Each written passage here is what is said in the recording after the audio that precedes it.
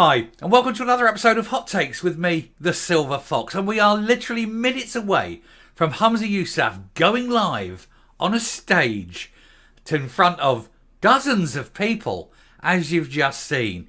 It is empty. You've a huge hall, and there are many, many empty seats. And even in the fringes, you saw the very last image there. This is the press area. This is where all the press is supposed to be giving interviews and taking interviews and talking to people.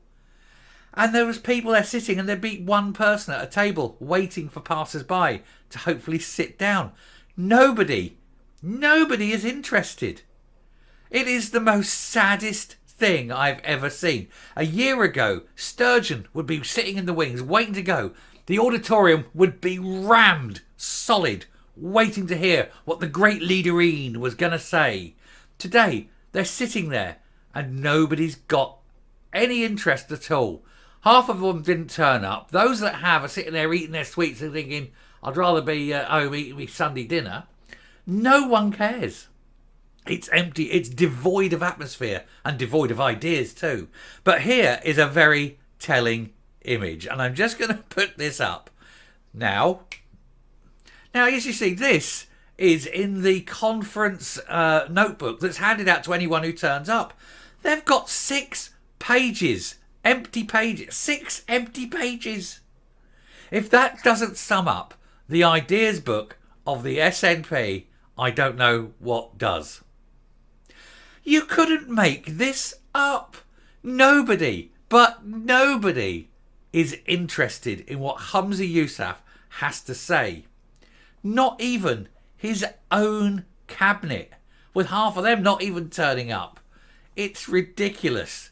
And you get these people sitting there, and they're trying to convince the people of Scotland that, you can have independence, and the SNP will give you independence, and everything will be marvellous.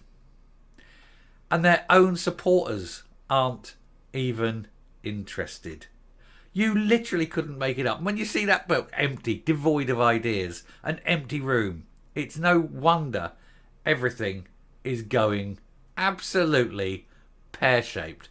And of course, it isn't just the SNP. It's the individual members. None of them are getting it right. Shona Robinson's going to have a car crash. Stephen Flynn's going to have a car crash. They're all falling apart. They all realise that they're not up to the job. None of them are up to the job. And what can you do? What do the people of Scotland do? Certainly, what do the SNP members do? They just haven't got a clue. And he's sitting there and he's trying to G himself up as though he wants a fight. And yet he might as well not bother his arse, because nobody wants to tackle him, because he's just not worth it. He's not worth it. He's not worth it. Leave him alone. He's not worth it. He really isn't. Because, of course, he's not the leader. The real leader is sitting in America, waiting for all this to blow over, and then she'll come back like the Messiah and walk straight into the job, because people will be desperate for her to take over and change the fortunes of the party. It is absolutely marvellous. Anyway, this is just a quick one we're going on, because he is literally, as I'm making this, he's about 2 minutes away, 3 minutes away, something like that, from coming out onto the stage to begin. It's 20 past 2. It's 10 past 2 now, but obviously he'll be sitting there, be in the wings, waiting to go to his speech. I'm going to run downstairs, stick it on. We're going to watch what he says, and then I'm going to come back up afterwards. We'll have a look at and analyse it. It's going to be rubbish, because he's going to talk about his de facto referendum, and he just hasn't got it. There was one other thing, which was, can't think of his name. The what was his name? Ex-Transport Minister, Stuart Stevenson, right? Stuart Stevenson was there, and you got the current Transport Secretary was giving a speech and saying, what can she do? What's the hardest part of the job? And he yells out snow, because of course he lost his job years ago, didn't he? He lost his job because of bad snow and he didn't see it coming. All the roads closed. Seriously. But anyway, yeah, there you go. So, as I say, he's about to come out next couple of minutes, and I will go and watch it now, and then I'm going to come back and we'll do another video about it afterwards. And we got... Did you want... It's just... I just can't get over how awful cringe it is. It's just cringy. And Mary McAllen as well. Mary McAllen was being interviewed.